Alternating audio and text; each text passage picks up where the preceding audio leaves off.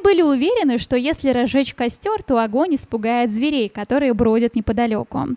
Но получается, мы были уверены, первая грамматическая основа, что... Ага, ну первая грамматическая основа, дальше открывается новая грамматическая основа. Стык союзов «что», «если», придаточное «если разжечь костер». После него я вижу то, но так. Именно поэтому на стыке союзов запятую я не ставлю, а придаточную часть я всегда обязана закрыть. Ну а в цифре 4 открывается новое.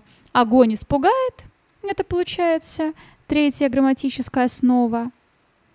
Которые бродят, это четвертая грамматическая основа. Все, ответ 1, 3, 4.